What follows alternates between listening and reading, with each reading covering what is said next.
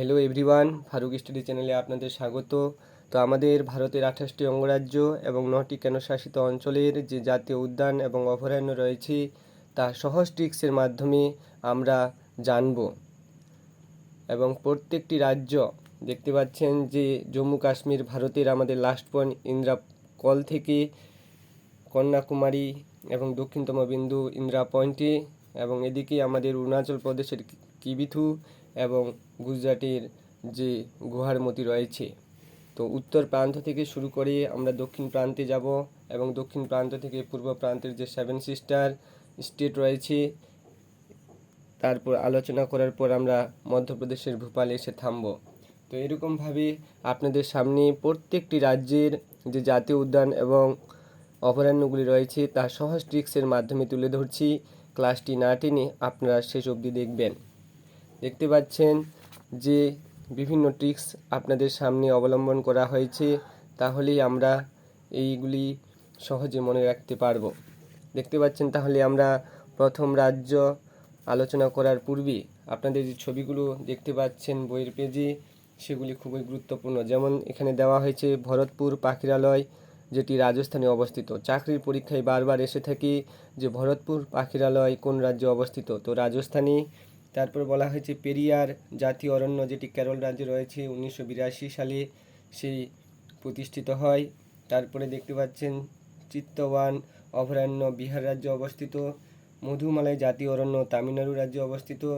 তারপর বলা হয়েছে বন্দিপুর জাতীয় অরণ্য, যেটি কর্ণাটক রাজ্যে অবস্থিত। তারপর কানহা জাতীয় অরণ্য, যেটি মধ্যপ্রদেশে অবস্থিত।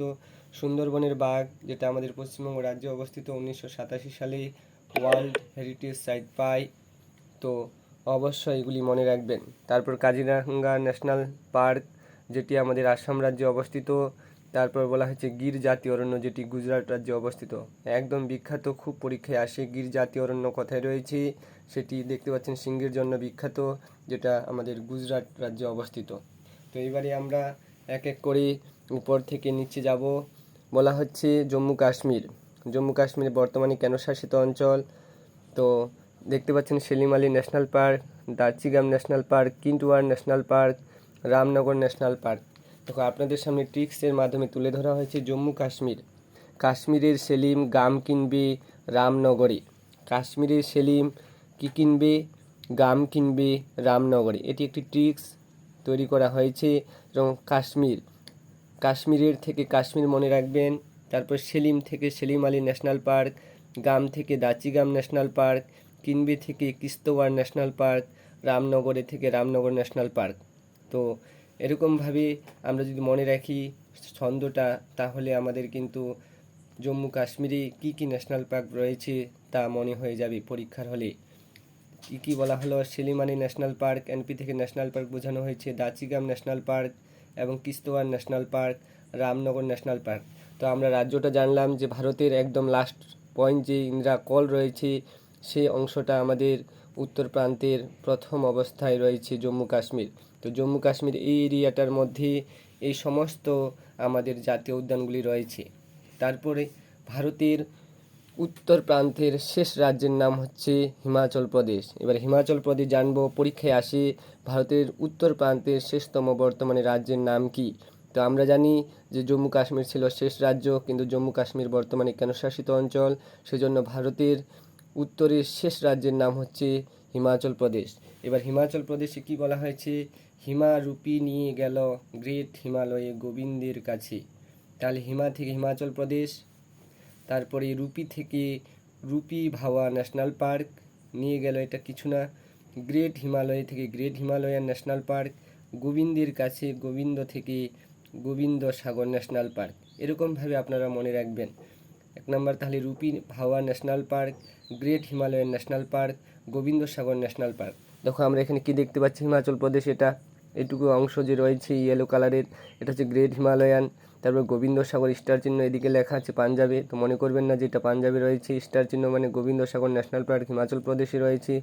রুপি ভাওয়া ন্যাশনাল পার্ক, তাহলে এই সমস্ত ন্যাশনাল পার্ক আমাদের হিমাচল প্রদেশে রয়েছে, মনে রাখবেন।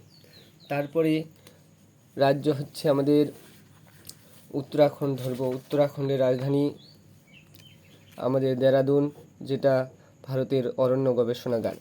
তাহলে কি বলা হয়েছে, উত্তরে জিম করবে রাজা গোবিন্দ ভ্যালিতে গঙ্গা দেবীকে। এখানে ট্রিক্স সাজানো হয়েছে, জিম করবে রাজা গোবিন্দ ভ্যালিতে গঙ্গা দেবীকে। তাহলে উত্তরে উত্তরে জিম করবে, তাহলে উত্তরে থেকে উত্তরাখণ্ড মনে রাখবেন, জিম থেকে জিম করবেট ন্যাশনাল পার্ক, রাজা থেকে রাজাজি ন্যাশনাল পার্ক, তারপরে গোবিন্দ থেকে গোবিন্দ পশু ন্যাশনাল পার্ক, ভ্যালিতে থেকে ভ্যালি অফ ফ্লাওয়ার্স, গঙ্গা থেকে গঙ্গোত্রী ন্যাশনাল পার্ক, দেবীকে দেবী থেকে নন্দা দেবী। তাহলে মনে রাখবেন যে Uttarakhand Jim Corbett national park, যেটি ভারতের প্রাচীনতম বা প্রথম অবস্থায় যে ন্যাশনাল পার্কটি তৈরি হয় তার নাম হচ্ছে জিম করবেট, যা 1936 সালে ব্রিটিশ আমলে মানে এটি ন্যাশনাল পার্কের নামকরণ বা প্রতিষ্ঠিত হয়।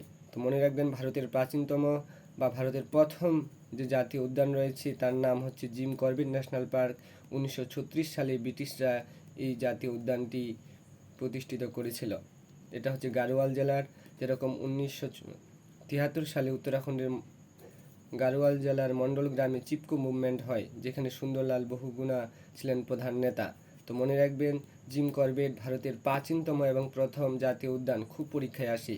তারপরে Rajaji national park, Govind Pashu national park, valley of flowers national park, Gangotri national park, Nandadevi national park. দেখতে পাচ্ছেন এখানে আমাদের কি, তাহলে Uttarakhand Rajaji national park, valley of flowers national park, Nandadevi national park, Corbett national park, এগুলো আপনারা অবশ্যই মনে রাখবেন। তাহলে এটা উত্তরাখণ্ড রাজ্য মনে রাখবেন। এরপরে আমরা চলে যাব রাজস্থান। ভারতের আয়তনে সব থেকে বৃহত্তম রাজ্যের নাম হচ্ছে রাজস্থান। তো সেই রাজস্থান রাজ্যে কী কী রয়েছে দেখো, ডেজার্ট ন্যাশনাল পার্ক, তারপর Sariska national park, Keoladeo Ghana national park, Ranthambore national park, এগুলো হচ্ছে রাজস্থানের যে মরুভূমি এলাকা তার ন্যাশনাল পার্ক। রাজস্থানের রাজধানী জয়পুর, সে জয়পুরে কি কি রয়েছে একটা ট্রিক্সের মাধ্যমে আমরা আবার দেখব। রাজা সরিস্কা মাউন্ট এভারেস্টে কেওলাতে কেওলাতে ডেজার্টে গেল রণথীর কাছে। এই ট্রিক্সটি মনে রাখবেন যে রাজা সরিস্কা মাউন্ট এভারেস্টে কেওলাতে কেওলাতে ডেজার্টে গেল রণথীর কাছে। তাহলে রাজা থেকে রাজস্থান, সরিস্কা থেকে Sariska national park, Mount Everest থেকে মাউন্ট আবু ন্যাশনাল পার্ক, তারপরে কেওলাতে কেওলাতে থেকে আমাদের কেওলাদেও রানা ন্যাশনাল পার্ক, এবং রণথীর কাছ থেকে রণথম্বর ন্যাশনাল পার্ক। কাছেটা এখানে কিছু নয়, মনে রাখবেন। তাহলে কি বললাম, Sariska national park, mount Abu national park, Keoladeo national park, desert national park, Ranthambore national park. ডেজার্টটা মনে রাখবেন, ডেজার্ট মানে মরুভূমি, মরুভূমি এলাকায় শুকনো প্রকৃতির বা মরু প্রকৃতির হয়। তো এরকমভাবে আপনারা মনে রাখবেন। এরপর আমরা দেখব গুজরাট। গুজরাট রাজ্যে দেখতে পাচ্ছেন নারায়ণ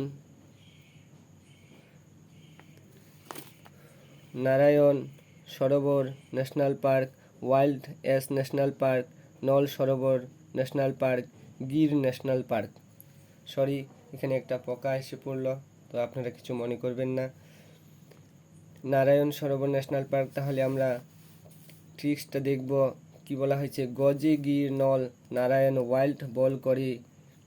তাহলে গজে থেকে গুজরাট, গির থেকে গির ন্যাশনাল পার্ক, নল থেকে নল সরোবর ন্যাশনাল পার্ক, নারায়ণ থেকে Narayan Sarovar national park, wild থেকে ওয়াইল্ড এস ন্যাশনাল পার্ক। বল করে এখানে কিছু নয়, সাজিয়ে দেওয়ার জন্য অংশটি নেওয়া হয়েছে। গুজরাট থেকে গির ন্যাশনাল পার্ক, নল থেকে নারায়ণ ন্যাশনাল পার্ক, নল থেকে নল সরোবর ন্যাশনাল পার্ক, ওয়াইল্ড থেকে ওয়াইল্ড ন্যাশনাল পার্ক। তো এভাবে আপনারা মনে রাখবেন। ক্লাসটি ভালো লাগলে বন্ধুদের মাঝে বেশি বেশি শেয়ার করবেন এবং লাইক দিয়ে আপনার উপস্থিতি জানাবেন। যদি কোনো কিছু জানার থাকে তাহলে অবশ্যই কমেন্ট বক্সে কমেন্ট করবেন। এবং যদি ভারতের 28টি অঙ্গরাজ্য এবং 9টি কেন্দ্রশাসিত অঞ্চলের পুরো ন্যাশনাল পার্ক এবং জাতীয় ন্যাশনাল পার্ক বা জাতীয় উদ্যানগুলি এবং অভয়ারণ্যগুলি জানার আগ্রহ থাকে, তাহলে আপনারা অবশ্যই কমেন্ট বক্সে জানাবেন এবং ক্লাসটি বন্ধুদের মাঝে বেশি বেশি করে শেয়ার করে দিবেন এবং ফারুক স্টাডি চ্যানেলটিকে কাইন্ডলি সাবস্ক্রাইব করে নেবেন। Bye, thanks for watching.